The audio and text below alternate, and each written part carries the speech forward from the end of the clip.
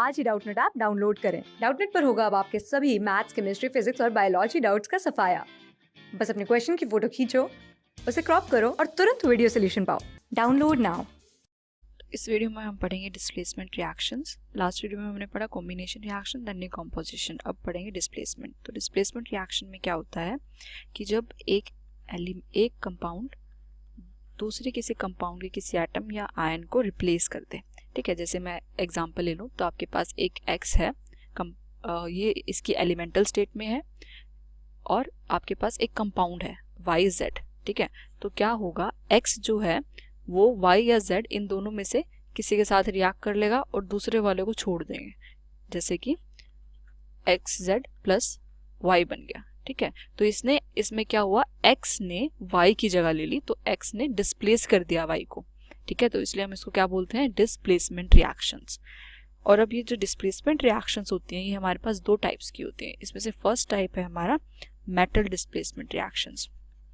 Metal displacement reactions में क्या होता है कि आपके पास एक कंपाउंड होता है मेटल का ही, और वो मेटल ही, कोई और मेटल ही उसको डिस्प्लेस करता है। ठीक है, और जो मेटल उसको डिस्प्लेस कर रहा है वो उसके एलिमेंटल स्टेट में होना चाहिए। जैसे अगर मैं इसका एग्जांपल लूँ, जैसे हम मान लेते हैं कि एक आपके पास सॉल्यूशन है कॉपर सल्फेट का, और उसमें आपने क्या किया, जिंक ऐड कर दिया। तो थोड़ी देर बाद क्या होगा कि जो जिंक है वो कॉपर को रिप्लेस कर देगा और ZnSO4 बना लेगा, और कॉपर जो है वो अपनी एलिमेंटल स्टेट में आ जाएगा।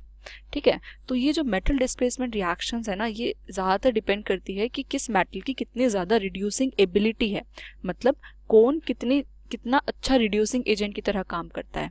ठीक है, तो इसमें जैसे देखो, यहाँ पे कॉपर की ऑक्सीडेशन स्टेट क्या है, +2, यहाँ पे जिंक की 0, यहाँ पे फिर जिंक की क्या हो गई, +2, और कॉपर की 0 हो गई। ठीक है, तो इसका मतलब Zn क्या हो रहा है, ऑक्सीडाइज हो रहा है। ठीक है, तो Zn ऑक्सीडाइज हो रहा है, इसका मतलब Zn जो है वो बेटर रिड्यूसिंग एजेंट है एज कंपेयर टू कॉपर।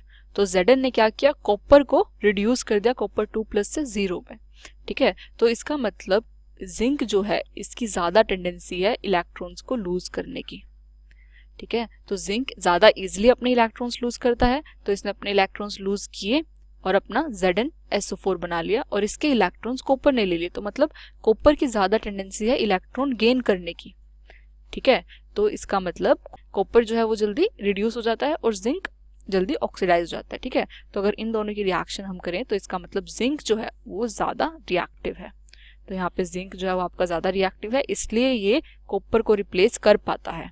ठीक है, अब इसका अगर एक और एग्जांपल हम देखें, तो अगर हम डाल दें Cr2O3 में एल्यूमिनियम, जैसे इसकी रिएक्शन लिख लेते हैं, जैसे Cr2O3, और अगर इसमें हम एल्यूमिनियम डाल दें तो क्या होता है, जो एल्यूमिनियम है ये क्रोमियम को रिप्लेस करके Al2O3 बना लेता है, और क्रोमियम अपनी एलिमेंटल स्टेट में रिलीज हो जाता है। ठीक है, तो हम इसमें से क्या इसके बेसिस पे हम क्या बोल सकते हैं कि जो आपका एल्यूमिनियम है वो ज्यादा रिएक्टिव है एज कंपेयर टू क्रोमियम।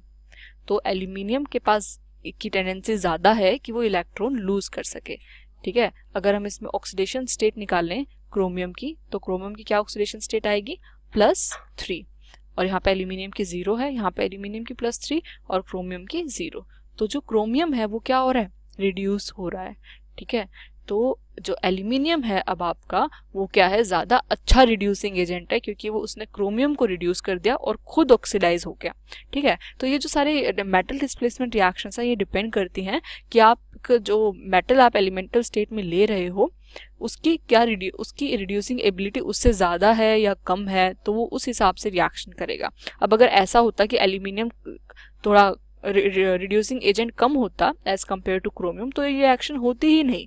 ठीक है, ये ऐसे के ऐसे ही रहते, रिएक्शन होती ही नहीं, क्योंकि अब रिड्यूसिंग एबिलिटी जो है वो आपकी एल्यूमिनियम की ज़्यादा है, तो ये क्रोमियम को रिड्यूस करके खुद ऑक्सीडाइज हो जा रहा है।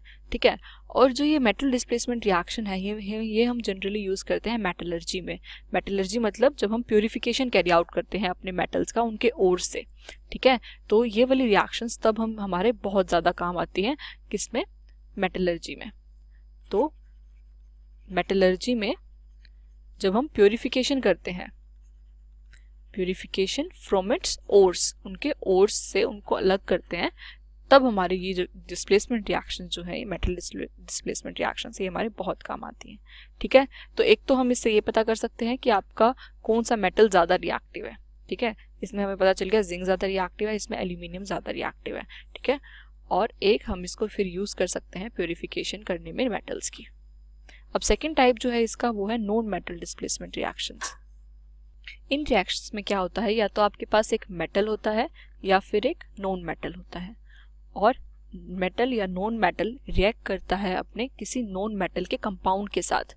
तो नॉन मेटल के कंपाउंड के साथ रिएक्ट करके ये मेटल क्या करता है, उस कंपाउंड में डिस्प्लेसमेंट करता है। ठीक है, तो क्या होगा, यहाँ पे आपके पास इन रिएक्शंस में जनरली जो हाइड्रोजन गैस है वो रिलीज होती है अगर आप जो नॉन मेटल कंपाउंड है वो H2O यूज कर रहे हो या फिर कोई एसिड यूज कर रहे हो। ठीक है, तो आपकी वाटर हाइड्रोजन गैस रिलीज होती है, और आपका जो मेटल या नॉन मेटल आप यूज कर रहे हो इसका क्या हो जाता है, ऑक्सीडेशन। और इस मेथड को यूज करके हम मेटल्स की रिएक्टिविटी को कंपेयर कर सकते हैं। ठीक है, मेटल्स की जो रिएक्टिविटी है हम उसको कंपेयर कर सकते हैं। जैसे अब हम स्टडी करेंगे एक एक करके कुछ मेटल्स की रिएक्शंस। तो जब अगर मैं ले लूँ सबसे पहले, जैसे पोटेशियम हो गया हमारे पास, तो पोटेशियम जो होता है वो बहुत ज़्यादा हाईली रिएक्टिव होता है। तो वो क्या करता है, कोल्ड वाटर के साथ ही रिएक्शन कर लेता है, और कोल्ड वाटर के साथ रिएक्ट करके वो KOH और हाइड्रोजन गैस रिलीज कर देता है। ठीक है, इस रिएक्शन को अगर मैं बैलेंस करूँ तो यहाँ पे 2, यहाँ पे 2 और यहाँ पे 2। ठीक है, तो ये आपकी बैलेंस्ड इक्वेशन है। इसमें क्या हो रहा है, आपका जो पोटेशियम है वो कोल्ड वाटर के साथ ही रिएक्ट करके KOH और H2 बना रहा है और आपकी हाइड्रोजन गैस रिलीज हो रही है। ठीक है, तो ये क्या कर रहा है, वाटर में से हाइड्रोजन को रिप्लेस कर रहा है। अब अगर मैं आऊं मैग्नीशियम पे, तो मैग्नीशियम क्या करता है, वो कोल्ड वाटर के साथ रिएक्ट नहीं कर सकता, तो लेकिन वो स्टीम के साथ रिएक्ट करता है। तो स्टीम के साथ जब वो रिएक्ट करता है मैग्नीशियम, तो वो बनाता है मैग्नीशियम हाइड्रोक्साइड और हाइड्रोजन गैस रिलीज होती है। ठीक है, तो इसमें आप देख रहे हो कि जो आपका मेटल है उसका क्या हो रहा है, ऑक्सीडेशन हो रहा है। यहाँ पे क्या है, +1 स्टेट, और ये OH क्या है, -1। तो और यहाँ पे क्या थी, इसकी एलिमेंटल स्टेट में है तो 0 है, और यहाँ पे मैग्नीशियम पे क्या चार्ज है, +2। ठीक है, तो यहाँ पे क्या हो रहा है, मेटल का ऑक्सीडेशन हो रहा है। मेटल जो है वो वाटर में से हाइड्रोजन को डिस्प्लेस कर रहा है और हाइड्रोजन गैस रिलीज हो रही है। तो आपके जो K है उसने तो क्या किया, कोल्ड वाटर से ही रिएक्ट कर लिया, और आपका जो मैग्नीशियम है उसने स्टीम के साथ रिएक्ट किया। ठीक है, तो इससे हमें साफ साफ पता चल रहा है कि जो आपका पोटेशियम है वो ज़्यादा रिएक्टिव है एज कम्पेयर टू मैग्नीशियम। अब अगर ऐसे ही हम अब आयरन की रिएक्शन करें स्टीम के साथ ही, तो आयरन स्टीम के साथ रिएक्ट करके हमें क्या बनाता है, आयरन का ऑक्साइड मिलता है Fe2O3, और हाइड्रोजन गैस रिलीज हो जाती है। ठीक है, तो अब इसमें भी क्या हो रहा है, यहाँ पे Fe की ऑक्सीडेशन स्टेट अब +3 है, तो Fe क्या हो रहा है, ऑक्सीडाइज हो रहा है। लेकिन Fe जो है वो भी कोल्ड वाटर के साथ रिएक्ट नहीं करता, स्टीम के साथ रिएक्ट करता है। ठीक है, अब जो ये आपके मेटल्स हैं जो स्टीम के साथ रिएक्ट करते हैं लेकिन कोल्ड वाटर के साथ रिएक्ट नहीं करते, वो मेटल्स अपने HCl के साथ रिएक्ट करके हाइड्रोजन गैस रिलीज करते हैं। ठीक है, तो जैसे आयरन है, इसने स्टीम के साथ रिएक्ट किया, कोल्ड वाटर के साथ ही रिएक्ट नहीं करता, तो आयरन की जब आपकी HCl के साथ रिएक्शन होती है तो ये ऑक्सीडाइज हो जाता है और हाइड्रोजन गैस रिलीज हो जाती है। ठीक है, तो यहाँ पे Fe क्या है, 0 ऑक्सीडेशन स्टेट में, यहाँ पे किस स्टेट में है, +2 में, तो Fe ऑक्सीडाइज हो गया और हाइड्रोजन गैस रिलीज हो गई।